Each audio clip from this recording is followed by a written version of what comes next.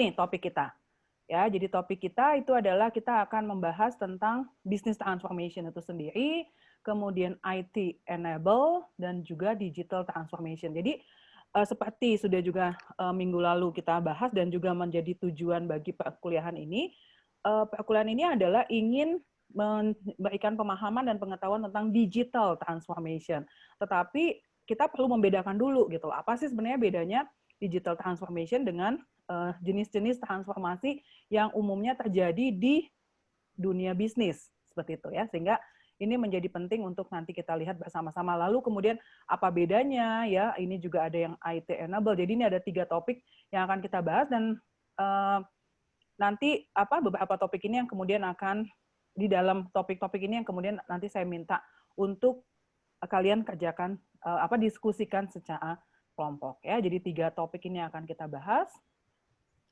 Nah, yang pertama, saya ingin sampaikan dulu pada kalian ya bahwa sebuah perusahaan itu sama seperti kita, sama seperti manusia, sama seperti makhluk hidup lain pada umumnya itu sebenarnya punya siklus hidup gitu loh. Ini sebenarnya kalau konsep tentang life cycle itu umumnya digunakan terutama adalah di marketing untuk produk life cycle. Marketing maupun produksi ya itu juga menggunakan ini, lalu kemudian saya pikir bahwa secara perusahaan, secara organisasi konsep life cycle juga itu adalah penting ya. Nah, sehingga kenapa ini dan ini menjadi hal yang perlu saya ini kan terlebih dahulu. Oh, ini masih ada yang belum masuk ya. Oke, ya. Jadi saya perlu sampaikan terlebih dahulu supaya Anda atau kalian nanti bisa melihat ininya ya, supaya tahu kaitannya dengan yang kita bahas dalam konteks transformasi pada umumnya dan juga digital transformation. Ya. Nah, jadi kalau kita lihat jenis atau perusahaan apapun ya, bahkan termasuk di dalamnya adalah misalnya organisasi publik ya, tapi karena kita di kelas bisnis maka kita akan berbicara tentang perusahaan yang berorientasi pada bisnis. Itu yang tadi saya sudah sampaikan memiliki apa yang disebut dengan siklus hidup ya, di mana siklus hidup ini dibagi menjadi 4, yaitu adalah tahap introduction, tahap growth, tahap maturity, dan tahap decline. Ini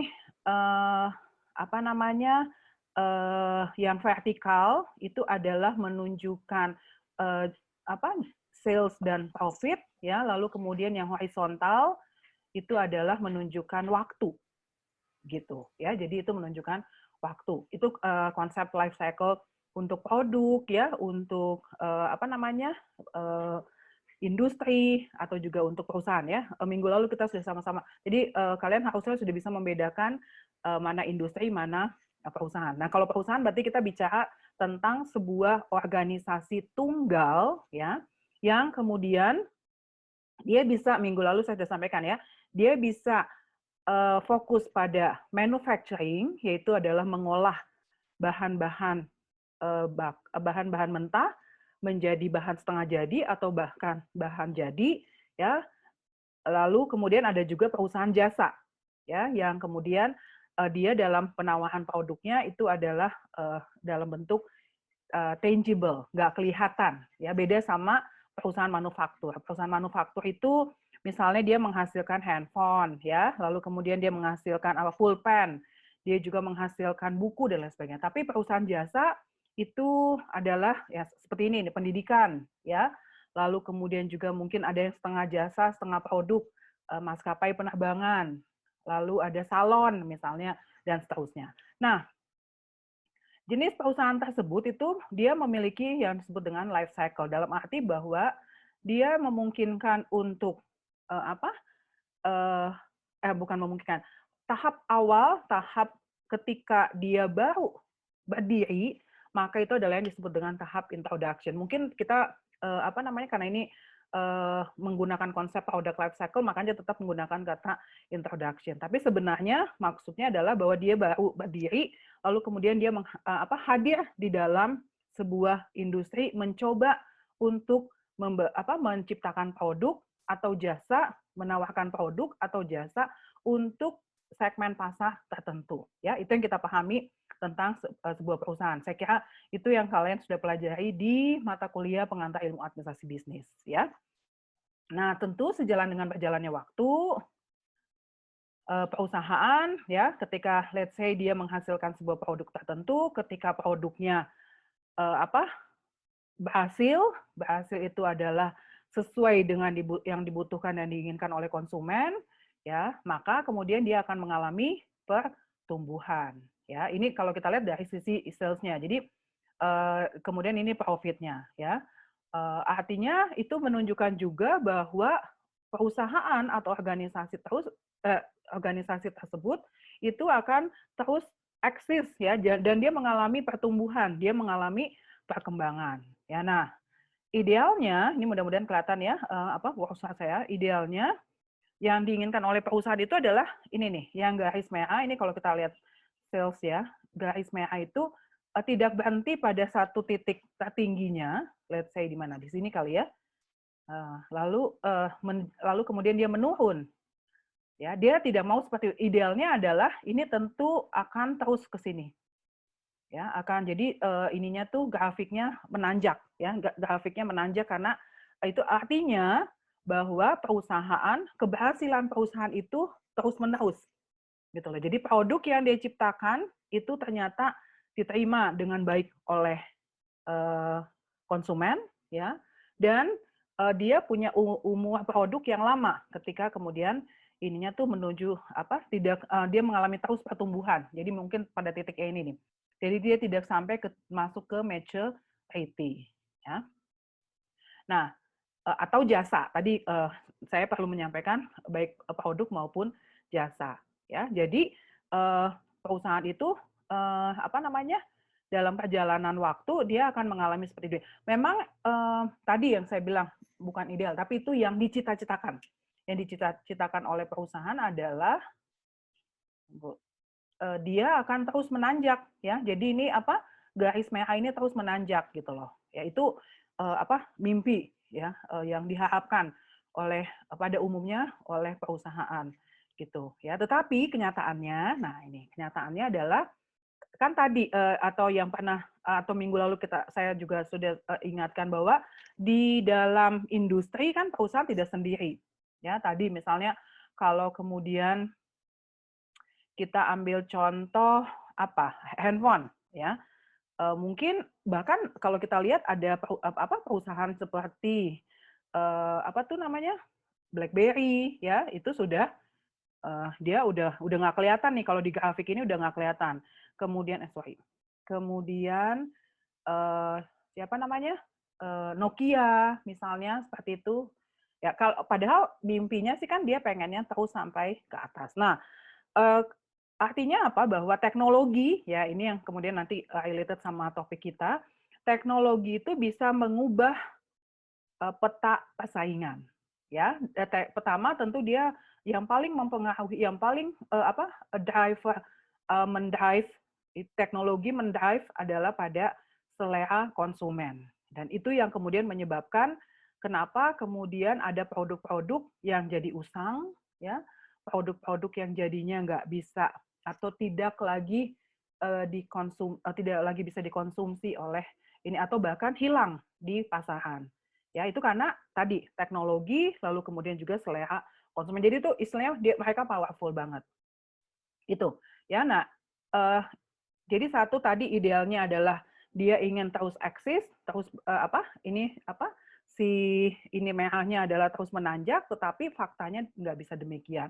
Nah, dalam perjalanannya itulah kemudian perusahaan itu menyadari bahwa tadi ketika kemudian teknologi berkembang, banyak pesaing yang muncul dengan teknologi yang lebih maju ya, dan juga mungkin kemampuan kompetensi dari si perusahaan itu lebih baik dibandingkan pesaing kompetensi pesaing itu lebih baik daripada perusahaan, maka itu yang seringkali tadi mengakibatkan perusahaan akan mengalami decline ya.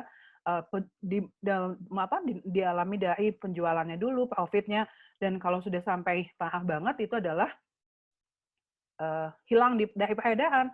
Ya seperti tadi BlackBerry, ya Nokia, meskipun konon Nokia masih mau tetap pede, ya katanya dia sedang menyiapkan untuk meluncurkan produk barunya. Nah, tentu perusahaan nggak mau seperti itu. Nah, itu sebabnya kemudian dia perlu melakukan evaluasi, assessment, ya, dan tentu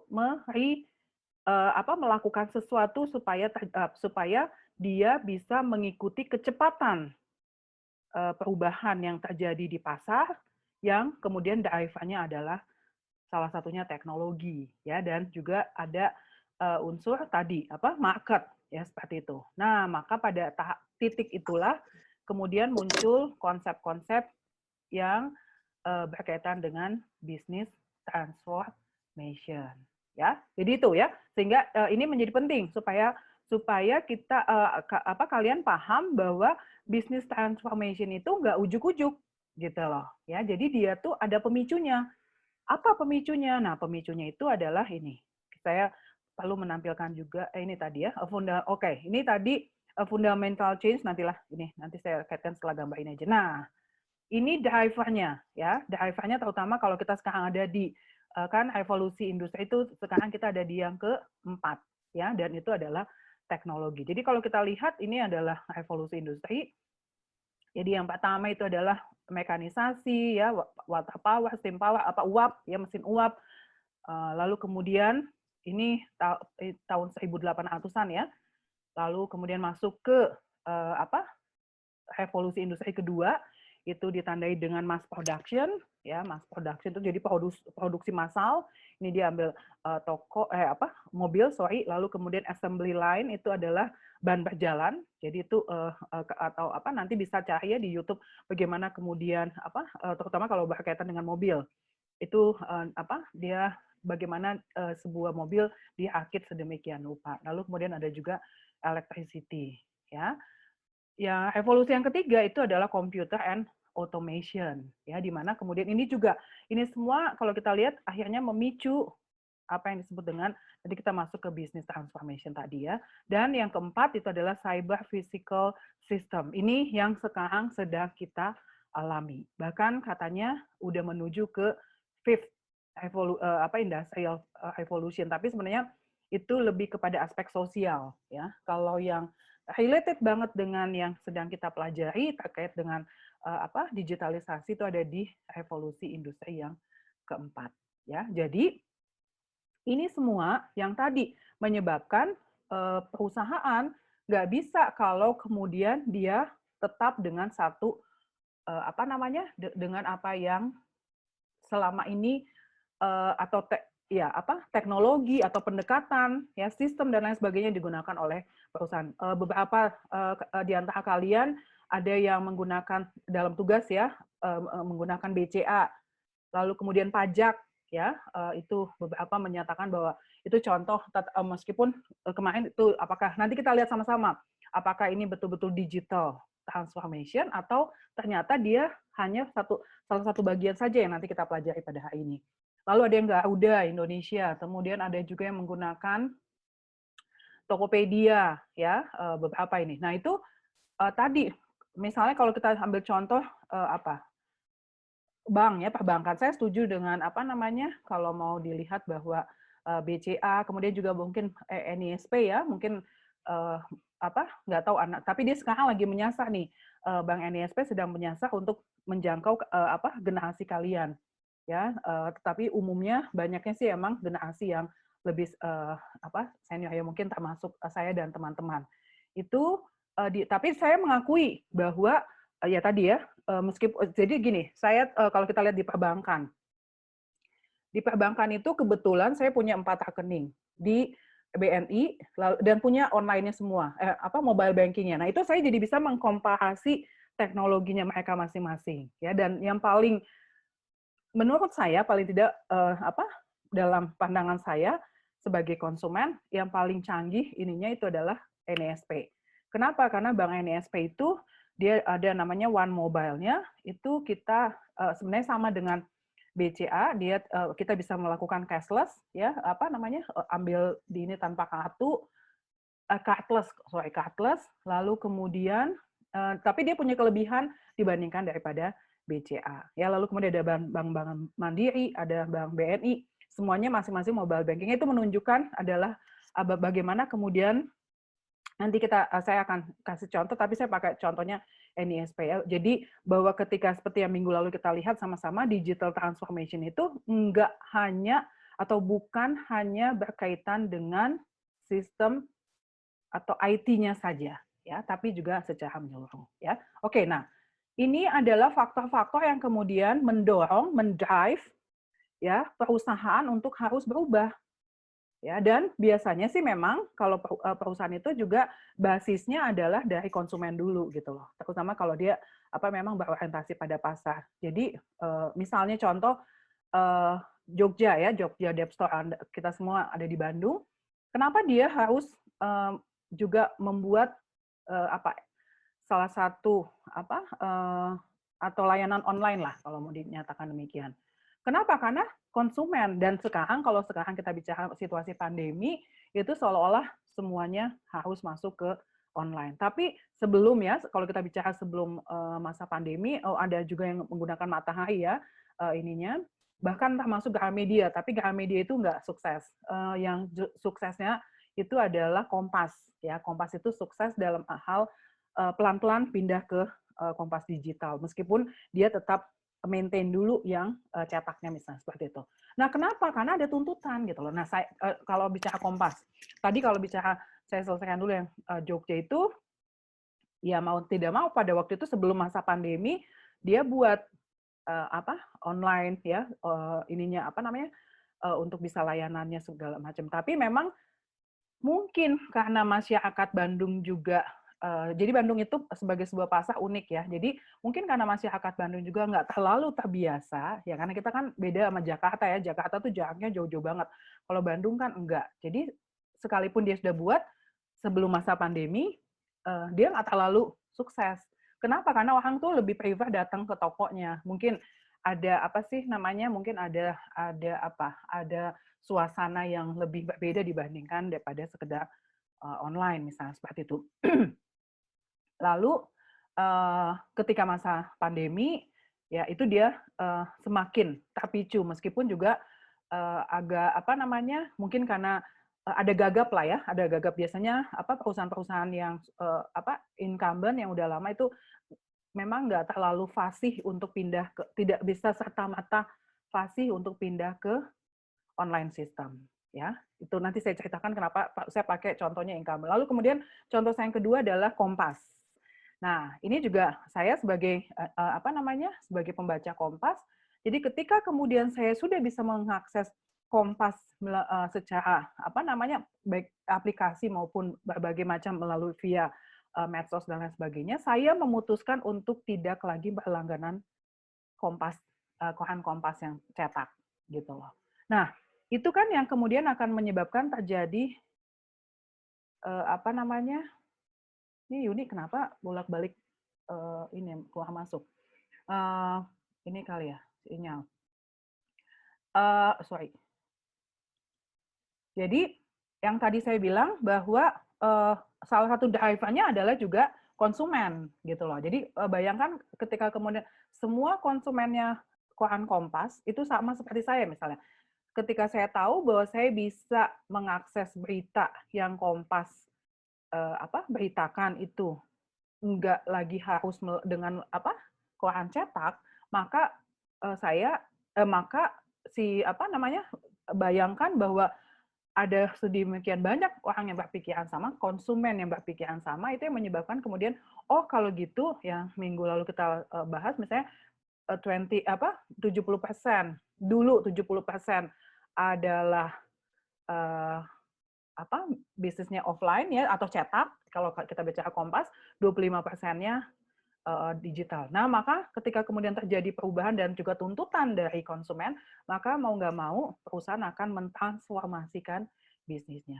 Ya, tadi paling tidak langsung 25, 75, 25-nya adalah online, 70-nya. Jadi kebalik sama yang tadi ya, atau ya tadi pelan-pelan, misalnya dia mulai dulu dari 50-50 ya, baru pelan-pelan ini. Nah, itu yang tadi saya sampaikan. Dan kenapa saya menggunakan perusahaan-perusahaan yang tadi saya menggunakan istilah incumbent atau perusahaan-perusahaan yang sudah duluan eksis. Kenapa? Karena memang ketika kita bicara business transformation, yang nanti kita kaitkan dengan digital transformation, itu memang harus ada perubahan. Nah, ini nanti kita masuk ke sini. Saya balik ke sini. Nah, ini harus ada perubahan. Bahkan di sini dikatakan oleh Muzika, itu adalah a fundamental change in organizational logic. Nanti kita lihat sama-sama, organizational logic itu berarti kerangka pikirnya sistem, ya, kemudian tata cara kerja organisasi, dan seterusnya. Ya, yang kemudian, which resulted in or was caused by fundamental shift in behavior. Jadi, makanya kenapa saya menggunakan contoh-contoh perusahaan yang bukan born digital. Jadi kalau kayak Gojek, kayak Grab, kemudian sebenarnya Tokopedia, itu tuh udah born digital gitu loh. Jadi kalau kemudian kita mau bicara tentang business transformation, kita nggak bisa kan karena harus ada fundamental change, kan harus ada perubahan yang mendasar. Maka itu sebabnya perlu atau saya akan menggunakan istilahnya apa? Perusahaan-perusahaan yang memang masuk ke dalam kategori konvensional, klasik, ya seperti itu. Jadi tadi Kompas, Jogja, kemudian BCA, ya, lalu kemudian NISP, ya, yang sekarang jadi namanya OCBC NISP, itu adalah perusahaan-perusahaan yang memang ini, dan kemudian mereka berusaha untuk transformasi. Jadi nanti kita lihat jenisnya yang mana dulu nih, apakah memang the whole organization itu change, termasuk unsur strateginya based on digital, maka kita bisa ingat ya, dalam kelas ini kita pendekatannya adalah itu. Nanti saya akan perlihatkan juga bahwa enggak semata-mata berkaitan dengan IT saja, gitu ya. Oke, nah ini tadi ya, jadi pemicunya ini. Nah, kemudian ini yang sekarang terjadi juga, evolusi dari bisnis model. Ini sebenarnya sama, apa istilahnya mungkin terjemahan dari yang ini. Kalau ini apa namanya evolusinya, yang kemudian dari masing-masing ini akan menghasilkan bisnis model, dan kemudian dia akan bertransformasi seperti itu, ya. Oke, nah ini ketika pada masa boleh dibilang sih sampai dengan revolusi ketiga barangkali ya, atau 1 dan 2, maka itu adalah industrial mode of production. Jadi menggunakan modelnya adalah model pabrikan. Ya, ini ada tenaga kerjanya mass labor, jadi padat karya, ya. Kemudian konsentrasi pada alat-alat produksi. Jadi pada masa itu yang dibilang berhasil itu adalah kalau pabriknya ada di seluruh dunia, lihat saya begitu, ada di banyak tempat, ya, karena dia memang penekanannya pada alat-alat produksi. Lalu pasarnya adalah pasar yang umum, pasar yang luas. Itu ini. Jadi kayak tadi kalau kita lihat ini nih, ini kan mobil, ya, lalu kemudian apalagi komputer, ya, belakangan kan mungkin udah agak lama juga sih saya dengarnya, misalnya Nissan, kalau nggak salah salah satu dari teman kalian juga ada yang ini, itu di mana kemudian kita sebagai konsumen kita bisa mendesain sendiri ininya, apa namanya, mendesain sendiri mobil yang kita ingin beli misalnya. Itu kan beda dengan pada masa ini nih, ya, di mana ini adalah padat karya, kemudian fokus perusahaan itu adalah pada alat-alat produksi, mesin, ya, pabrikan, ya, ini bisa kelihatan ya. Lalu kemudian pasarnya adalah pasar yang luas, pasar yang umum. Nah, post industrial mode of production, the network model adalah ini, ya, di mana kemudian banyak sekali ya, mungkin bahkan apa namanya yang open source ya, mungkin kalian bisa ingat beberapa pendekatan bisnis model di mana kemudian pada waktu mengembangkan produknya itu adalah benar-benar melibatkan bahkan bukan hanya apa namanya, expert di bidang itu, tapi bahkan juga melibatkan konsumen gitu loh. Itu sebabnya beberapa waktu saya udah rasanya sih sekarang jadi jadi tren ya. Jadi misalnya kalau ada iklan, ada produk baru yang dibuat oleh perusahaan, lalu kemudian dia ingin membuat iklan yang paling sesuai dengan yang diinginkan oleh target pasarnya, ya udah dia bikin aja lomba ya. Dia bikin lomba, lalu kemudian nanti tinggal minta buat YouTube-nya ditayangkan di YouTube ya, bagaimana karakteristik atau jalan cerita dari si iklan tersebut, lalu kemudian minta like sebanyak-banyaknya, lalu atau bahkan dinyatakan bahwa yang menang adalah yang paling banyak memberikan like misalnya dan seterusnya. Nah, itu adalah di mana kemudian keterlibatan atau tidak lagi bertumpu hanya pada perusahaan ya, tetapi juga melibatkan di sini platform enable mass participation ya. Yang paling gampang ya itu beberapa di antara kalian yang menggunakan Tokopedia, Tokopedia atau yang klasik banget Amazon tentu ya. Amazon, Tokopedia, apalagi Shopee ya, Blibli, Bukalapak, itu kan mereka nggak, istilahnya dia cuma pakai jaringan kan, dia cuma memberikan space interface aja antara dia dengan si konsumen, tapi sebenarnya kan yang menyuplai ininya semua adalah berbagai macam tadi UKM ya. Kalau di Tokopedia mereka bahkan nggak punya gudang sama sekali ya, sama seperti Amazon. Gojek demikian kan, dia sekarang saya nggak tahu, belum sempat update lagi total drivernya ada berapa, total driver yang dimiliki oleh Gojek seperti itu. Yang mana itu sebenarnya bukan pegawainya dia kan gitu loh, tapi itu adalah mass participation. Kemudian tahun 16 begitu ya, itu atau ya saya 16 atau 17 ada sebuah penelitian yang kemudian untuk GoFood-nya Gojek ya. GoFood-nya itu saking sedemikian animonya tinggi dari konsumen, itu sampai katanya pesanannya itu luar biasa, sampai kalau tidak salah berapa kali tingginya Monas misalnya. Itu untuk menunjukkan saja bahwa animo dari masyarakat itu luar biasa, lalu kemudian partisipasi ya, di mana kemudian itu melibatkan bahkan pedagang ya, outlet makanan dan lain sebagainya, itu menjadi kontribusi, menjadi partisipan terselenggaranya jasanya si Gojek, dalam hal ini GoFood ya, seperti itu. Nah, ini adalah sebuah perubahan gitu kan. Ini kita lihatnya dari sisi pasar, dari sisi ini. Nah, sekarang tentu bagaimana di dalam organisasi kan gitu, karena kita memang mau mempelajari yang ada di organisasi. Nah, berdasarkan bahan bacaan, dan ini nanti akan itu adalah kita akan membahas ada 4 konstruk atau 4 konsep transformasi yang umumnya yang ada selama ini dan dinyatakan sebagai sebuah pendekatan yang digunakan oleh perusahaan dalam melakukan transformasinya ya. Yang pertama itu adalah re-engineering ya. Nah, re-engineering kita sering mendengarnya adalah BPR, Business Process Re-engineering. Jadi rekayasa proses bisnis kalau kita terjemahkan secara bahasa Indonesia. Nah, re-engineering itu fokus pada analisis dan desain of alur kerja dan proses bisnis di dalam sebuah organisasi. Jadi, kalau kemudian perusahaan istilahnya melakukan analisis dan lalu kemudian menata kembali alur kerjanya dan bisnis prosesnya di dalam organisasi, maka itu sebenarnya adalah termasuk ke dalam re-engineering saja. Ya, itu adalah termasuk ke dalam re-engineering saja. Bukan, jadi itu belum bicara tentang si bisnis, atau ini salah satu jenis dari business transformation. Ya, jadi gimana caranya atau apa tujuannya? Itu adalah untuk membantu organisasi ya secara fundamental ya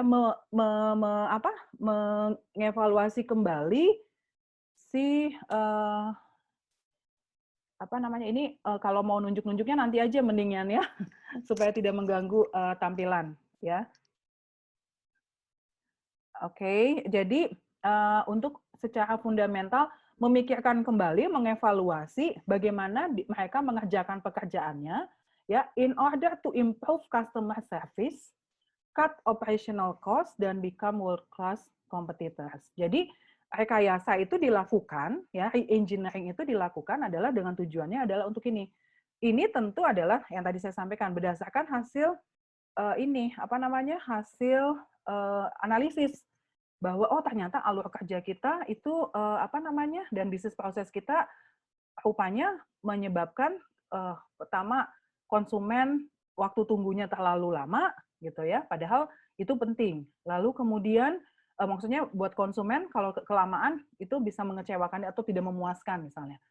Lalu kemudian apa namanya prosesnya ternyata terlalu bertele-tele gitu loh. Nah, maka ketika kemudian perusahaan itu melakukan analisa, oh ternyata harusnya ada nih bagian yang tidak usah dilakukan oleh perusahaan. Nah, ini pernah saya lakukan bersama teman-teman mahasiswa juga, mahasiswa administrasi bisnis, tapi memang udah cukup lama. Itu adalah di Jonas Foto. Ya, saya kira kalau anak Bandung pasti tahu banget ya Jonas Foto. Mungkin kalian juga adalah konsumennya. Jadi dulu itu, jadi memang ketika akan melakukan ini harus dilakukan apa yang disebut dengan focus group discussion dengan pegawai, dengan para supervisornya. Jadi salah satu keluhan yang muncul itu tadi bahwa waktu tunggu konsumen itu kelamaan ya, lalu kemudian ditambah pada waktu itu kan juga animo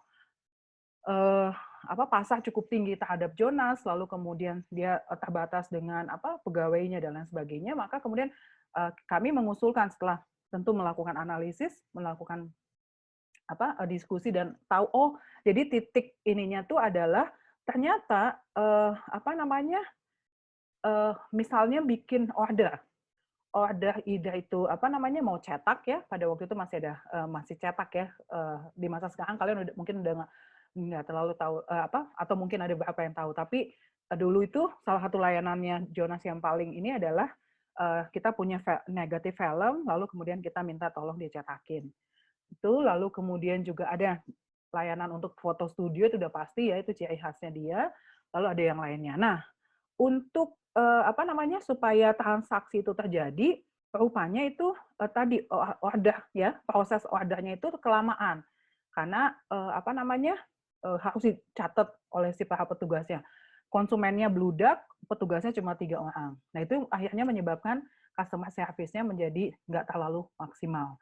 Lalu kemudian dari situ kami usulkan mungkin itu pada waktu itu memang belum diterapkan, yaitu adalah di mana kita berdayakan konsumen. Jadi konsumen itu kita libatkan yang seperti dilakukan di perbankan. Ya kan kalau di perbankan itu kita harus nulis, maksudnya konsumen menuliskan sendiri ordernya gitu loh. Ya, memang kalau sekarang udah mulai pakai digital ya, udah pakai komputer dan lain sebagainya di Jonas. Tapi dulu itu sebelumnya akhirnya salah satu untuk merekayasa workflow dan bisnis prosesnya adalah dengan tadi memberdayakan konsumen. Di mana kemudian konsumen kita libatkan dalam proses itu. Jadinya jauh lebih harusnya jadi lebih cepat. Jadi artinya konsumen akan menentukan sendiri ini tuh kecepatan dia untuk dilayani di tahap berikutnya oleh Jonas, itu adalah kecepatan dia untuk menuliskan sendiri ordernya gitu loh. Nah itu ya yang mungkin kalian bisa membayangkannya tuh seperti di perbankan. Meskipun sekarang perbankan udah mulai nggak seperti itu ya. Bahkan di perbankan itu kadang-kadang mereka cuma minta kartu ATM-nya kita di NSP misalnya, lalu kemudian digesek di situ, lalu ini transaksi selesai dia keluarkan kertas untuk untuk kita tanda tangani. Jadi itu jadi jauh lebih cepat. Nah, itu adalah yang disebut dengan ini. Dan tentu tujuannya ini. Jadi istilahnya begini, ketika kemudian perusahaan sudah melakukan itu, dia harus cek apakah benar bahwa improve customer service. Cut operational cost ya tadi, ya yang kasusnya Jonas itu berarti nggak perlu lagi dia menambah, artinya dengan jumlah pegawai yang segitu, no problem. Karena toh sebagian proses itu dilaksanakan oleh konsumen. Ya, lalu kalau yang perbankan saya kira juga demikian ya, artinya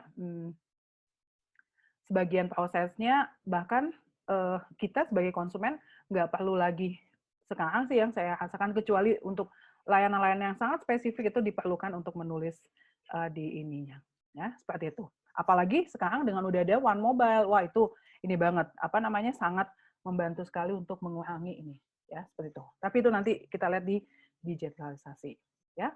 Oke, sampai sini ada pertanyaan dulu sebelum saya lanjut. Kalau nggak ada, kita ini ya. Nah, berikutnya dari apa namanya, bahan yang kita gunakan itu adalah kita masuk pada jenis atau konsep transformasi yang kedua, yaitu yang disebut dengan restructuring. Ya, ini biasanya adalah sebuah bentuk ini apa di sini dibilang ketika perusahaan apa namanya bisnis model perusahaan berubah untuk menanggapi internal dan eksternal, lalu kemudian itu diwujudkan di dalam struktur organisasinya. Ya, jadi ini kalau contohnya sih banyak ya, pasti kalian juga tahu ya bahwa kemudian tadi misalnya salah satunya ketika ada apa sudah mulai berpikir untuk masuk ke digitalisasi, maka perlu ada divisi digital, ya divisi IT misalnya seperti itu. Maka itu sebagai itu merupakan sebuah responnya perusahaan terhadap ini tadi dibilang internal atau external factors. Lalu kemudian dia harus beradaptasi supaya dia bisa bertumbuh dan survive seperti itu. Maka restrukturisasi adalah sebuah bentuk perubahan struktur, ya, menata kembali, ya kalau mau dibilang demikian, menata kembali organisasi dalam hal ini kelihatan dalam hal strukturnya, yang sebagai yang itu dilakukan adalah merupakan upaya untuk menanggapi perubahan-perubahan yang terjadi di pasar, perubahan-perubahan yang terjadi di industri. Ya, jadi minggu lalu saya mungkin pernah atau saya cerita atau tidak, tapi mungkin enggak ya tentang AirAsia, gimana kemudian AirAsia masuk ke sebagai maskapai penerbangan yang baru masuk ke pasar Indonesia, lalu kemudian dia mengubah peta seluruh peta persaingan, dan itu mengakibatkan event Garuda harus melakukan juga penataan. Ya, penataan dalam hal misalnya bahkan Garuda itu sampai punya anak perusahaan yang disebut dengan Citylink. Nah, itu kan terjadi restrukturisasi sebenarnya. Lalu pasti di dalam Garuda ada direktur yang memang khusus untuk, dan bahkan dia punya anak perusahaan itu kan akan secara organisasinya ditata ulang kembali gitu ya. Lalu apalagi banyak ya, terutama kalau memang balik lagi pemicunya adalah digitalisasi ya. Pemicunya adalah teknologi informasi. Itu banyak yang melakukan, meskipun ada juga nih kalau downsize itu kan perampingan. Jadi bisa juga bahwa ini kita terlalu banyak kayak seperti yang sekarang dilakukan oleh Presiden Jokowi kan. Jadi beliau sudah kalau tidak salah sampai dengan 23 lembaga yang kemudian ditutup. Nah, itu adalah yang disebut dengan restructuring yang downsize. Jadi perampingan ya. Upsize itu berarti dia ini atau dia perluas tapi ditambah ya. Jadi tadinya lembaganya nggak ada, lalu kemudian ditambah. Lalu atau reshuffle or staffing requirement, yaitu kita juga bisa, itu yang disebut dengan restructuring ya. Dan biasanya balik lagi restructuring adalah dampak dari ini ya, business model that has changed ya. Jadi ketika kemudian perusahaan tadi balik lagi setelah melakukan assessment, melakukan penilaian, evaluasi dan lain sebagainya, unsur eksternal nih, pasar nih memaksa dia, tadi yang saya bilang Jogja misalnya, dia harus juga menyiapkan divisi online shop ya, maka kemudian ketika dia menanggapi perubahan tersebut, maka dia harus melakukan restrukturisasi. Jadi ya tadi bahkan dia bisa menambahkan satu divisi khusus. Kalau tadi kita bilang ya kalau di Jogja masih divisi khusus, meskipun idealnya sih harusnya dia jadi entitas bisnis tersendiri, dia menjadi entitas mungkin tadi kayak Garuda anak perusahaan. Dengan demikian dia bisa fokus gitu loh. Ya, seperti itu. Nah, kalau tadi re-engineering itu dia tidak sampai sedemikian, tidak usah ini, tapi dia pada prosesnya saja, ya, mereka merekayasa pada prosesnya saja. Oke, kemudian kita lanjut. Nah, ini adalah renewing. Ini juga sama ya dari yang di RPS. Ini adalah sama ya. Jadi gaining improve efficiency, effectiveness, and innovativeness through employee empowerment. Ya, jadi biasanya memang ya kayak sekarang nih yang sedang terjadi dengan Unpad. Nah, organisasi mungkin nggak cuma ini, tapi pokoknya yang misalnya mau nggak mau dipaksa harus kemudian berbasis pada online, maka dia harus tadi memberikan pemberdayaan pada konsumennya untuk berkreasi, untuk berinovasi supaya tadi ada efisiensi, effectiveness. Nah, sekarang misalnya contoh ya, saya kira banyak juga organisasi yang melakukannya, misalnya kita diuntungkan dengan ada WhatsApp ya, WhatsApp di mana kemudian WhatsApp itu kan luar biasa ya, kita bisa attach file yang jumlahnya cukup besar ya, misalnya muatan ininya pixelnya dan lain sebagainya cukup besar, maka banyak kemudian tadi employee empowerment itu ya udah misalnya dipercayakan saja kepada perusahaan untuk kepada karyawan untuk mereka berinovasi. Salah satu contohnya entah misalnya mereka memperpendek proses ya, misalnya dengan ini yang terjadi dengan kita atau beberapa perusahaan lain misalnya memanfaatkan Google Form misalnya, kan itu biasanya juga gagasannya datang dari karyawan yang kemudian mudah sekali kan, share aja di di WhatsApp, kemudian tinggal tekan isi lalu submit, itu udah otomatis masuk ke ini. Nah, itu adalah bagian dari renewing yang kemudian ada proses-proses juga yang ingin dicapai oleh perusahaan ya, seperti itu. Pendekatannya saja yang kemudian dilihat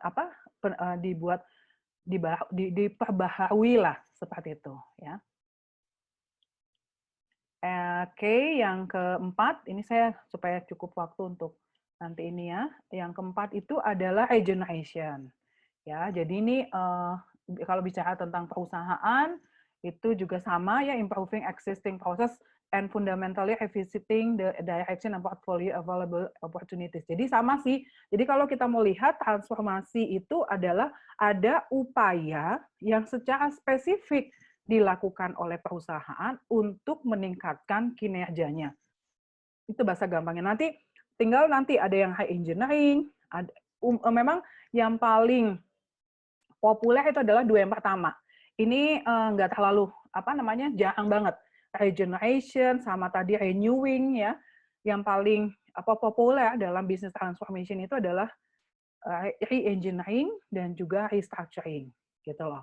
Yang mana tujuannya sama. Sebenarnya sama, regeneration itu kemudian bahkan kalau mencari literaturnya ini banyak memang langsung ke organisasi. Jadi ya benar-benar si organisasinya tuh secara keseluruhan ya, bahkan sampai secara keseluruhan itu disebutnya generative organization gitu loh, di mana ya tadi sama dengan tujuan adalah untuk meningkatkan kinerjanya dengan cara improving existing process ya, dan secara fundamental menata kembali arahan ya, dan juga peluang-peluang balik lagi terkait dengan peluang-peluang yang ada yang tersedia gitu loh. Nah, jadi sebagai gambaran secara keseluruhannya berkaitan dengan ini adalah bahwa ini nih, saya lanjutkan ke sini aja dulu. Nah, ini yang kemudian kalau kita bicara tentang business transformation, lesson learn-nya itu adalah ini. It must involve the entire organization. Jadi harus melibatkan seluruh organisasi, mulai dari top manager ya sampai yang dengan yang paling bawah. Ya, jadi nggak cuma seolah-olah tanggung. Karena kan kalau misalnya kita kayak tadi re-engineering itu kan otomatis kita menata, kita merekayasa lagi prosesnya, maka yang tadinya mungkin tidak ada hubungannya, itu kemudian maksudnya divisi yang tadinya tidak terkait dengan proses perubahan tersebut, akhirnya terdampak juga. Contoh ya, yang tadi saya pakai kalau misalnya di Jonas Foto. Jadi ketika kemudian diberdayakan konsumen untuk melakukan ordering sendiri, maksudnya mereka yang melakukan order si konsumen, maka secara otomatis itu akan mempengaruhi proses divisi produksi gitu loh. Ya, divisi produksi itu akan ini misalnya entah kemudian jadi sangat tinggi ininya permintaannya, karena kan kita jadi nggak terbatas lagi dengan jumlah karyawan yang ada kan gitu. Maka kemudian bagian proses produksi ini dan secara perusahaan itu harus juga menyiapkan teknologi, maksudnya proses produksinya yang lebih cepat lagi gitu loh. Karena kalau enggak kan ya percuma ya, ada penataan dalam proses tapi tidak diikuti dengan, makanya ini kenapa kemudian the entire organization. Jadi keseluruhan organisasi ketika bicara dengan business transformation itu nggak bisa kalau tidak terlibat. Kalau kemudian misalnya orang pemasaran ya, atau ketika dia memasarkan sesuatu itu juga harus mengalami mereka juga perlu tahu tanggung jawabnya mereka seperti apa gitu loh. Karena kalau tidak ya percuma dilakukan rekayasa, dilakukan restructuring, ya renewing, dan juga regeneration, kalau kemudian tidak hanya sebagian, seolah-olah hanya sebagian orang yang bertanggung jawab. Dia apalagi misalnya seringkali dibilangnya yang bertanggung jawab itu adalah spesifiknya misalnya pimpinan saja. Itu nggak bisa ya, itu nggak bisa, tidak bisa terjadi hal seperti demikian. Ya, lalu kemudian yang kedua, it must also deal with deeply. Nah, ini sebenarnya tadi juga, nanti di bagian bawah deh yang saya barusan jelasin. It must also deal with deeply embedded values and belief and requires a new set skill to be built at all levels. Jadi ini maksudnya, tadi yang pertama adalah melibatkan seluruh organisasi, yang berikutnya adalah dia harus melekat, ya, deeply embedded itu dia harus benar-benar melekat, ya, pada nilai-nilai dan ini khususnya budaya, ya, pada budaya organisasi, ya, bahkan sebagai sebuah atau sebagai tuntutan atas skill baru yang dibangun di setiap level. Jadi artinya tadi budaya digital itu juga harus dibangun gitu ya. Jadi ini sebenarnya menjadi tantangan pada banyak organisasi yang mulai masuk ke ini karena langsung fokus mulai masuk ke digital atau tadi ya kita melakukan transformasi. Transformasi itu bukan bukan hanya teknologinya yang diadopsi, ya, bukan hanya teknologinya yang dipakai lalu kemudian membantu pekerjaan, tetapi yang lebih penting lagi adalah bahwa cara kerjanya, ya, dan juga budaya tadi kan, makanya budaya kerjanya termasuk juga pemahaman. Jadi bahkan seringkali yang penting itu adalah orangnya, pegawainya, anggota organisasinya. Jadi istilahnya begini, percuma perusahaan beli ininya yang canggih-canggih, ya, boleh dinyatakan demikian, teknologinya canggih, lalu kemudian mesin-mesinnya dan lain sebagainya canggih, tapi ternyata anggota organisasi, pegawainya itu tidak budayanya tidak berubah gitu loh, ya, jadinya percuma. Ya ini kan misalnya contoh nih, misalnya let's say bahwa perusahaan mengadopsi sebuah teknologi untuk dalam hal mengerjakan segala sesuatu. Saya kira salah satunya ada yang menulis tentang human resources, ya. Nah itu bagaimana kemudian benar bahwa contoh yang paling banyak terjadi itu misalnya yang saya tahu misalnya di beberapa bank, dan asalnya jadi semua seluruh bank di perbankan di Indonesia, ya. Waktu itu saya sempat ikut yang untuk mereka menilai tingkat inovasinya mereka. Itu adalah di mana kemudian ada yang disebut dengan KPI. Jadi pegawai itu ditetapkan bahwa mereka harus mencapai key performance indicators. Jadi indikator kinerjanya mereka tuh ditentukan. Ini loh, 1, 2, 3, 4, 5. Nah, salah satu perubahan perilaku yang dituntut dengan transformasi atau yang tadi ya yang mereka lakukan dengan mengadopsi KPI, lalu kemudian ada teknologi ya biasanya mereka pakainya either SAP atau Oracle misalnya. Itu adalah setiap hari setiap hari pegawai itu harus memulai pekerjaannya dengan membuka program tersebut, mencatat hari ini mau ngapain aja. Di situ jadi mereka tuh di dalam PC-nya masing-masing di setiap meja kerjanya mereka tuh yang pertama mereka buka harus itu. Lalu kemudian mereka harus tuliskan hari ini ya kalau misalnya kayak kami kan kalau tentang jadwal pengajaran udah langsung. Jadi saya bisa bilang misalnya di hari Rabu tanggal 23 saya akan mengajar transformasi digital pukul 10, lalu kemudian nanti pukul 13 ada MPB misalnya, sisanya kalau saya masih mengajar magister mungkin ini. Kalau saya seperti itu aja misalnya di hari Rabu. Di hari Kamis saya punya kelas lagi misalnya. Di hari Jumat saya nggak punya kelas tapi saya misalnya kalau kami kebetulan belum pakai seperti itu. Kemudian saya harus menuliskan bahwa saya akan melakukan penelitian, menulis paper dan saya harus membaca 5 jurnal. Jadi itu perubahan perilaku, ya perubahan perilaku di mana setiap orang ya harus nggak bisa enggak mereka tuh menuliskan apa yang mereka harus lakukan sepanjang hari itu. Nah itu tadi dan pasti akan menunjukkan reaksi. Iya biasanya di awal tuh, aduh biasanya si karyawan tuh datang mungkin ya tergantung lah mau ngajain apa aja nggak masalah. Nah dengan adopsi teknologi dan juga adopsi program seperti itu, si supervisornya atasannya bisa memantau. Ya misalnya saya lalu kemudian ketahuan. Kalau sekarang juga kan sebenarnya ketahuan. Saya itu akan terlihat bahwa saya hadir, makanya kenapa perlu validator. Ya, saya akan hadir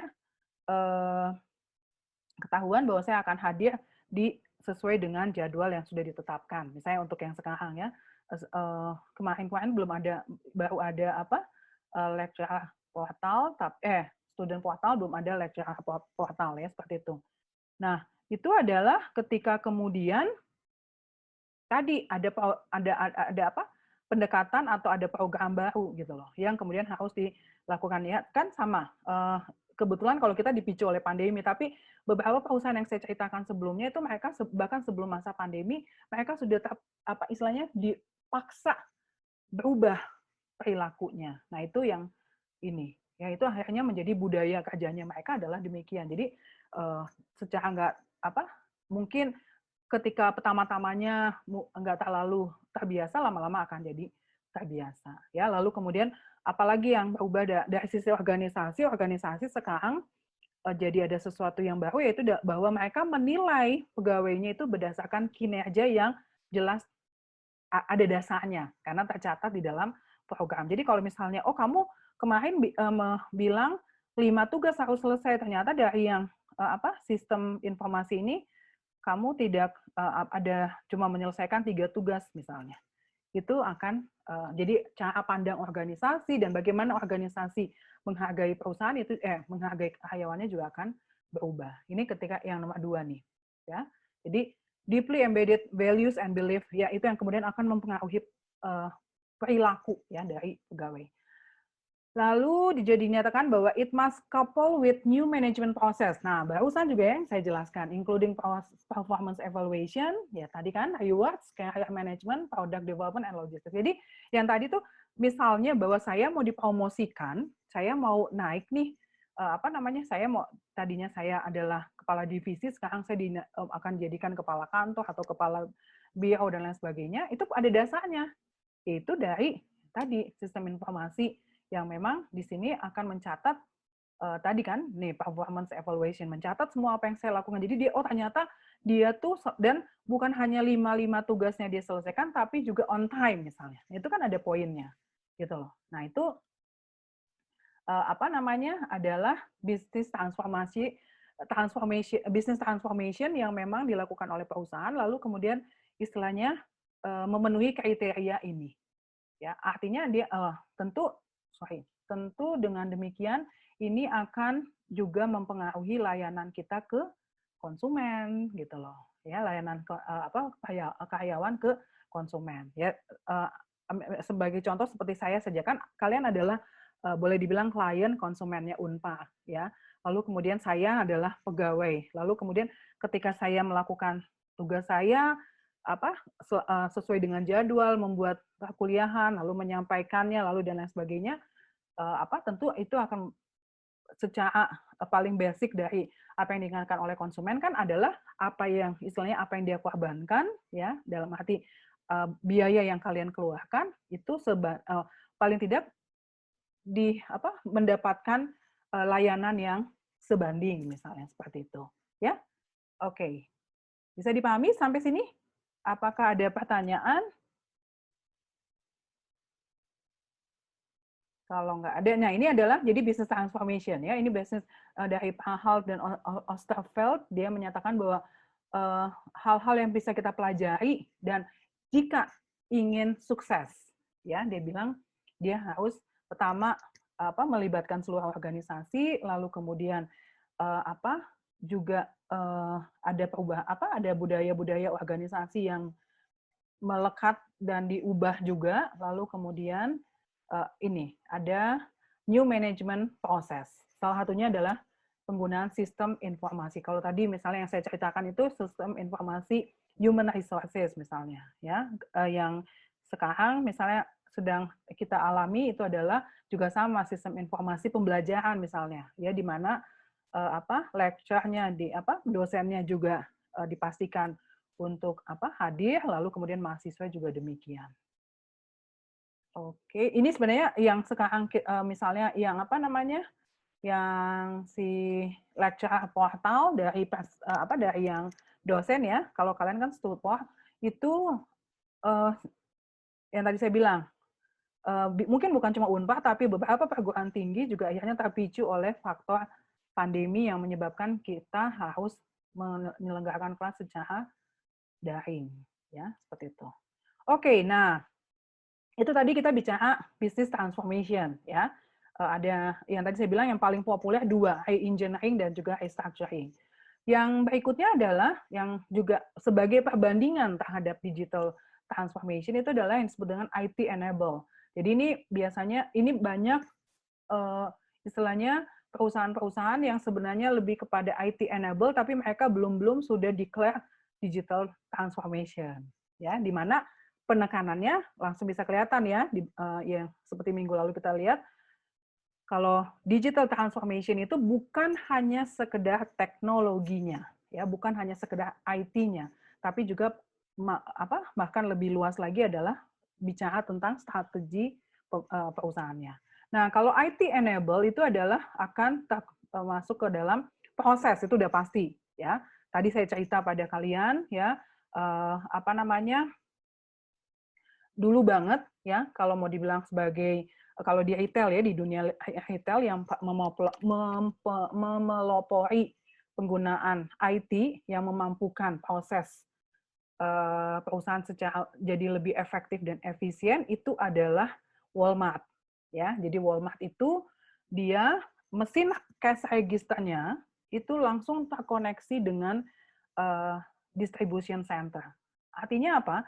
Bahwa jumlah produk yang berkurang karena ada orang beli kan tercatat di mesin register itu kan berarti si persediaannya berkurang kan, itu secara otomatis terinformasikan ke distribution center-nya. Dan dengan demikian distribution center tahu nih, ambil contoh kalau misalnya kebetulan kita bukan ini ya, dan saya kira Jogja belum pakai juga, tapi saya pakai aja Walmart. Let's say aja ya, Walmart itu misalnya yang depan Unpad ya, Jogja Cimbeluit itu kita bilang Walmart Cimbeluit.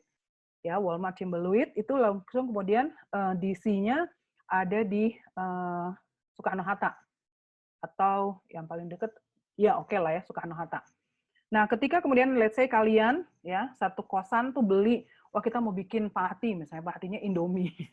Ya, lalu kemudian kalian beli 3 dus, let's say begitu. 3 dus terus kemudian 3 apalagi 3 dus, kemudian 3 botol besar Coca-Cola, kemudian Lays dan lain sebagainya tercatat lah ya, atau lalu kemudian kalian melakukan transaksi dengan si kasirnya. Kasirnya langsung ini. Nah, ketika kemudian tadi ya 3 dus apa dibeli oleh konsumen di toko Cimbeluit itu langsung terinformasikan. Oh, berarti besok nih kalau kita mau dropping persediaan barang, kita harus itu baru satu konsumen ya. Nanti kan di total per hari. Let's say di total per hari ternyata ada 300. Langsung ketahuan. 300 dus Indomie, 300 botol Coca-Cola dan 300 ini Lays misalnya. Untuk toko di Cimbeluit. Nah, itu kemudian besok harinya diantar dan itu akan menyebabkan persediaan di toko toko Cimbeluit itu tidak akan pernah kosong. Ya, jadi dia ini adalah contoh IT enable dalam hal proses. Ya, jadi proses proses pemesanan itu nggak delay gitu loh. Jadi nggak usah menunggu sampai 1 atau 2 bahkan 1 minggu atau 3 hari numpuk dulu nih baru tahu ini sih jadi real time langsung ketahuan. Nah itu adalah contoh IT enable ya. Lalu kemudian kalau new organization ya tentu ya ketika kemudian perusahaan membuat tadi misalnya saya ambil contoh Garuda bikin anak perusahaan itu lalu kemudian dia pendekatannya adalah berbeda, penekanannya pada memanfaatkan karena dia memang ingin berhadapan-hadapan dengan AirAsia, maka karena AirAsia basisnya IT, maka dia juga maka itu dia harus membuat sebuah organisasi baru ya. Lebih mungkin nanti jalannya atau larinya lebih cepat dibandingkan kalau dipaksakan di organisasi yang lama gitu ya. Lalu kemudian berkaitan dengan relationship, user experience, market dan customer dan juga disruption. Jadi pasti ya bahwa kemudian tadi saya udah sejak awal bilang ini tuh istilahnya memicu ya menjadi drive pada kayak tadi misalnya dengan adanya aplikasi berbagai macam aplikasi kan secara otomatis interaksi antara konsumen dengan perusahaan ya itu akan kemudian menjadi lebih berbeda ya. Kita bahkan bisa secara spesifik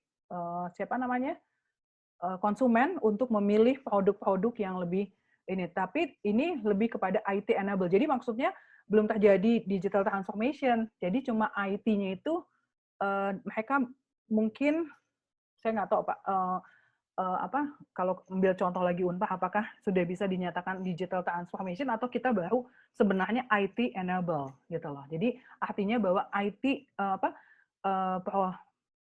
sistem informasi atau informasi teknologi itu menyebabkan beberapa layanan menjadi lebih mudah seperti itu. Tapi apakah sudah termasuk ke dalam kategori digital transformation? Mungkin belum gitu ya. Nah, itu ada beberapa juga yang bisa terjadi di beberapa perusahaan lain ya. Kalau kita pakai yang relationship ya user experience. Jadi tentu misalnya contoh kita tadi misalnya kalau perbankan. Nah, ini menarik. Ketika kemudian perbankan itu hanya istilahnya dia hanya menggunakan aplikasi yang ada di dalam ini lalu kemudian di-download oleh nasabahnya, tetapi secara organisasi dia tidak ada perubahan sama sekali, maka itu adalah yang disebut dengan IT enable gitu loh. Ya, dia akan dinyatakan digital transformation kalau kemudian tadi seperti yang disampaikan ya ini nih paling enggak. Nah, ini ya. Ya, saya mungkin BCA dan juga termasuk siapa namanya?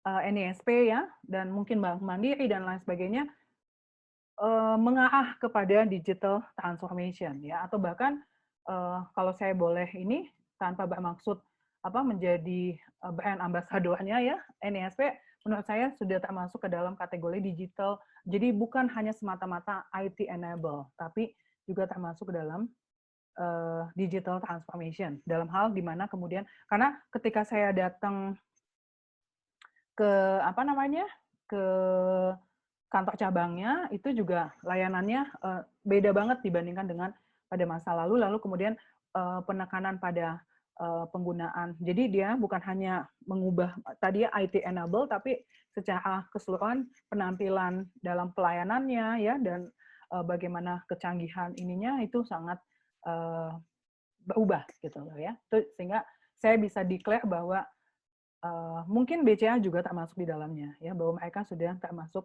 ini. Nah, IT enable itu mungkin juga tepat untuk teman-teman yang menggunakan contoh ini pajak.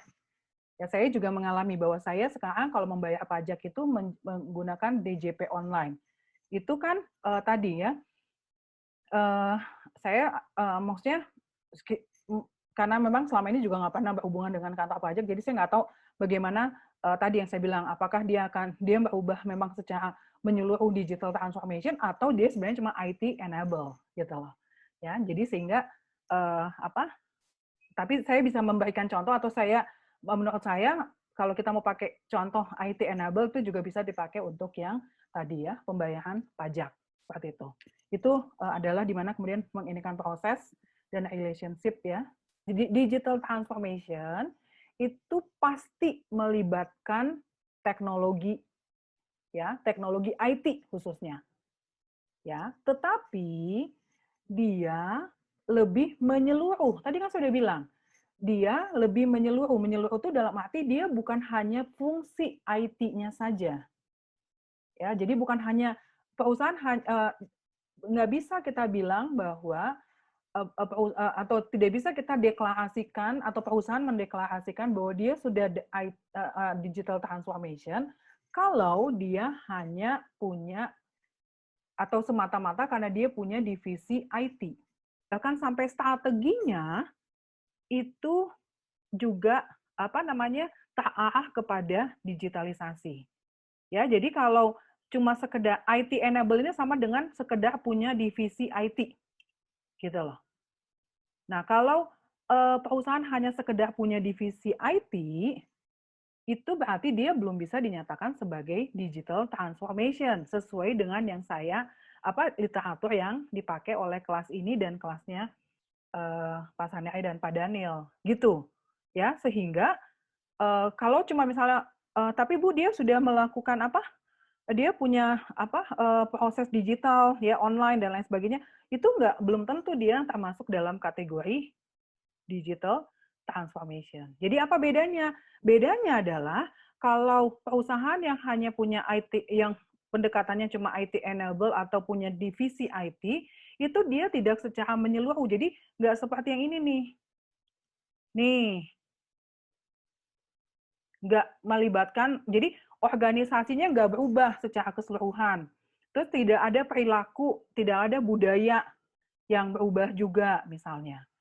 Ya, mungkin dia cuma ada ini, dia cuma ada satu ini tadi kan yang divisi IT tadi gitu loh. Jadi dia mungkin prosesnya new management proses dalam arti sekarang ini IT enable ini loh. Tetapi dia bukan mengubah secara menyeluruh. Jadi itu bedanya digital transformation dengan IT enable. IT enable itu hanya perusahaan istilahnya hanya mengadopsi atau membangun sebuah divisi IT. Tapi secara keseluruhan dari organisasinya sih tidak terdigitalisasi atau bahkan perilakunya ya ininya dan lain sebagainya tidak ini. Itu selalu atau tidak selalu bahwa perusahaan yang sudah menggunakan IT ya, apalagi hanya sekedar punya divisi, itu kita nyatakan sebagai perusahaan yang sudah melakukan digital transformation. Kalau IT enable itu sama dengan organisasi atau perusahaan yang hanya punya divisi IT, that's it. Divisi IT itu membantu dia untuk melayani proses dan lain sebagainya. Dan bahkan si divisi IT-nya itu adalah sama, nggak ada bedanya dengan atau sejajar dengan divisi human resources, finance, marketing, dan sebagainya. Itu IT enable. Tapi kalau digital transformation itu adalah bahkan dari atas. Jadi seluruhnya organisasi tersebut adalah sudah mikirnya strateginya digital. ya prosesnya digital. Kalau digital transformation tuh adalah yang sudah menyeluruh sampai dengan strateginya dan lain sebagainya, ada perubahan perilaku, perubahan ini dan seterusnya. Bukan hanya semata-mata ada divisi IT. Gitu ya. Jadi ini tuh kalau boleh dibilang kalau di IT enable itu istilahnya hanya satu bagian saja. Maksudnya dia tadi yang saya bilang divisi IT adalah tugasnya, tanggung jawabnya kurang lebih sama dengan divisi-divisi fungsi bisnis yang lain. Tapi kalau digital transformation itu dia adalah menyeluruh. Nah, ini adalah apa yang harus perusahaan lakukan. Ya tadi ya, sebenarnya ini juga sejalan dengan yang di awal banget saya sampaikan bahwa life cycle. Jadi karena berbagai macam perubahan yang dilakukan oleh perusahaan, maka perusahaan itu harus beradaptasi dengan perubahan-perubahan tersebut. Ya, salah satunya memang yang tahap awal banget mereka beradaptasi itu adalah memiliki divisi IT. Ya, perlahan-lahan kan ada yang karena nggak mungkin ini. Misalnya kayak tadi yang saya ambil contoh Jogja. Jogja itu ketika online ya itu ditangani oleh divisi IT misalnya, atau divisi IT itu adalah yang menyiapkan semua sistem informasi yang ada tapi dia belum bisa dibilang digital transformation gitu loh. Ya, lalu kemudian evolving ya, di mana ini ICT berarti aspek-aspek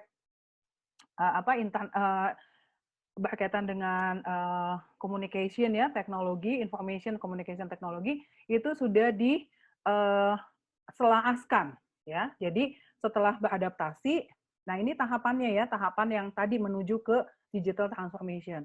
Dia mulai beradaptasi dengan bikin divisi. Lalu kemudian yang berikutnya adalah diselahaskan seluruh pelan-pelan secara perlahan seluruh aktivitas itu diselahaskan ya. Lalu envisioning, jadi di mana kemudian tadi si bisnis network-nya itu prosesnya di redesign. Kan tadi kan ketika kemudian tadi misalnya Jogja ya, ketika kemudian dia mulai beradaptasi dengan oke, kita buat layanan online. Itu dia baru beradaptasi. Kemudian ketika dia align, dia selahaskan, itu adalah berarti di semua bahkan bukan hanya di semua toko, tapi dia bahkan punya, karena dia jadi strateginya let's say mau digital transformation, bahkan semua di level paling tinggi dari organisasi itu jadinya ada direktur yang memang bertanggung jawab untuk seluruh organisasi. Ya, nah lalu tahap berikutnya adalah business network process di redesign lagi. Jadi kalau selama ini dia hanya layanan yang offline, konsumen datang, konsumen belanja. Jadi layanan offline-nya retail itu kan misalnya menata toko, membuat toko sejuk, ya, membuat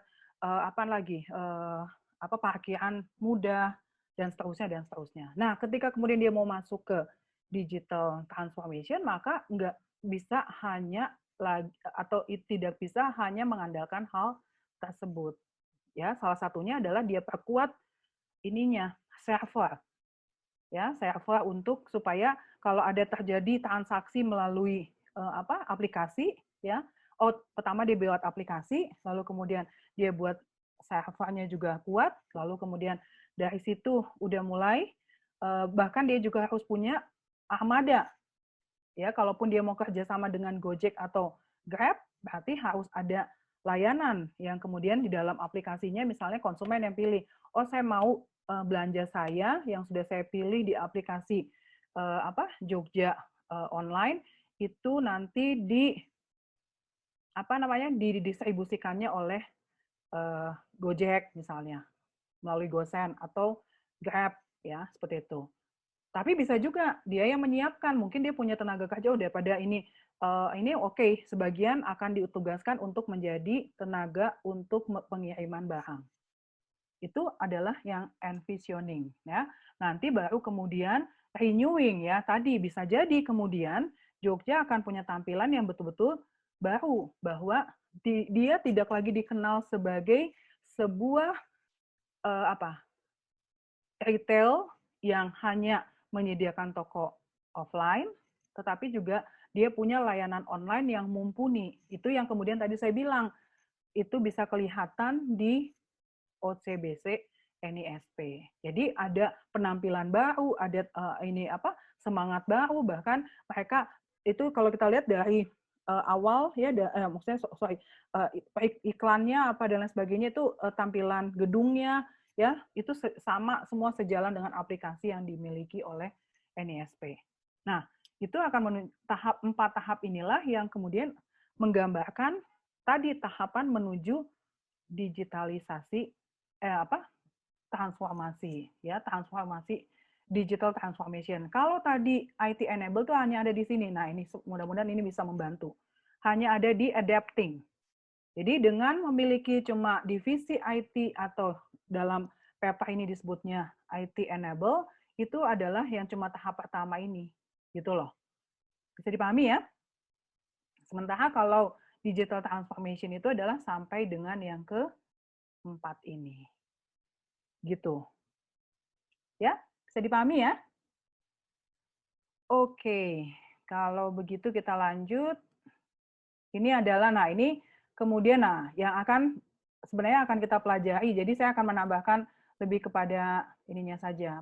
Nah, ini kalau dilihat definisinya, ya, the integration of digital technologies and business process in digital economy. Ini ada ini yang tadi yang minggu lalu saya bilang kalian boleh pakai maksudnya pendekatannya atau definisinya banyak banget gitu loh ya.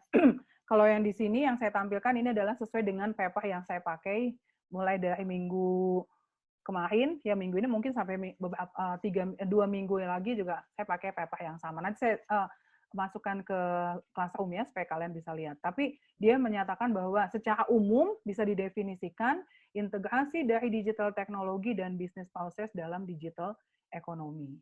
Ya, lalu di sini juga the use of technology to ideally improve the performance of enterprises. Tadi kan, jadi dia bukan, maksudnya umumnya atau bukan hanya semata-mata teknologi saja yang diadopsi, tapi lebih daripada itu adalah dia juga mengubah bisnis modelnya, bisnis prosesnya, itu baru disebut dengan digital transformation. Oh ini ininya tadi ya, dimensinya ada dia secara eksternal ya dengan fokus digitally ya, dengan fokus pada digital dan enhancing meningkatkan pengalamannya customer. Tadi yang saya bilang sekarang tuh saya kalau NISP punya pengalaman yang sangat baik dengan si aplikasinya misalnya. Itu berarti saya pengalaman customer-nya itu saya meningkat ya. Di sini dibilang meningkatkan pengalaman pelanggan ya. Sorry. Ini nanti setelah ini ya. Lalu internal, jadi secara eksternal bahwa kalau organisasi sudah melakukan digital transformation itu akan meningkatkan pengalaman customer, bahkan juga ya seperti saya nih, saya termasuk pengalaman customer-nya baik dan bahkan sampai bisa menceritakan kepada kalian. Itu berarti tingkatannya udah tinggi. Tentu menceritakan yang positif ya tentang tadi misalnya NISP, bagaimana layanan NISP. Lalu internally, secara internal ke dalam organisasi itu akan mempengaruhi business operation, ya operasi bisnis jadi berubah. Lalu kemudian pengambilan keputusan bisa jadi sekarang basisnya pada sistem informasi. Lalu juga bahkan struktur organisasinya. Ada perubahan-perubahan pada struktur organisasi. Lalu secara menyeluruh, yang ketiga, ya, di mana semua segmen bisnis dan fungsi-fungsinya itu terpengaruh atau mengalami dampak, ya. Jadi terjadi perubahan yang tadi kan fundamental. Ini yang ketiga. Jadi ketika sebuah perusahaan sudah termasuk mengimplementasikan pada digital transformation, itu dia secara ini yang pertama eksternal, pengalaman konsumen jadi lebih baik ya dan bertambah dan bahkan kita mendapatkan manfaat yang sangat luar biasa. Ya, tadi misalnya kalau saya pakai NISP, saya bisa mengambil uang tanpa harus punya. Bahkan sekarang nih kartu saya lagi waktu 2 bulan yang lalu ketelan di salah satu mesin ATM-nya. Saya nggak perlu tuh minta terbitkan kartu lagi. Kenapa? Karena di dalam aplikasinya itu bisa sangat memudahkan. Saya bisa melakukan transaksi di apa namanya, di tellernya, tidak usah pakai kartu, ya. Lalu biasanya kan pakai kartu yang tadi saya bilang ya. Lalu kemudian saya juga bisa mengambil uang di ATM melalui aplikasi. Apalagi saya bisa transfer, ya, beli dan lain sebagainya itu udah pasti ya. Ini apa namanya, bisa melalui aplikasi. Jadi pengalaman ini ya, customer experience-nya menjadi sangat luar biasa, ya, dan tentu mendapatkan manfaat yang besar. Lalu yang kedua, internally. Internal itu berarti secara internal di dalam perusahaan itu mempengaruhi operasi bisnisnya sehari-hari. Lalu pengambilan keputusannya, termasuk juga struktur organisasinya. Memang ini harus cek ya, kita harus ngecek ke ini. Tapi sebenarnya itu bisa terrefleksikan, bisa terlihat dari bagaimana mereka melayani, bagaimana tampilannya mereka, itu bisa kelihatan di ketika konsumen, saya misalnya sebagai nasabah berinteraksi. Itu tadi contohnya ya. Lalu secara keseluruhan, itu kemudian juga fungsi-fungsi bisnis yang ada di organisasi, marketing, finance, SDM, dan seterusnya, dan juga segmen-segmen pasarnya itu akan juga terdampak dengan adanya digital transformation ini. Ya, yang kemudian akan dibilang often leading to entirely new business model, yang akan membawa perusahaan tersebut memiliki model bisnis yang baru, yaitu dalam hal ini adalah sudah berbasis pada digital. Itu kemudian yang bisa kita kategorikan sebagai digital transformation, gitu loh. Jadi secara eksternal memberikan kepuasan pada konsumen, secara internal mengubah proses bisnis di dalamnya, lalu secara menyeluruh bahkan model bisnisnya juga akan berubah.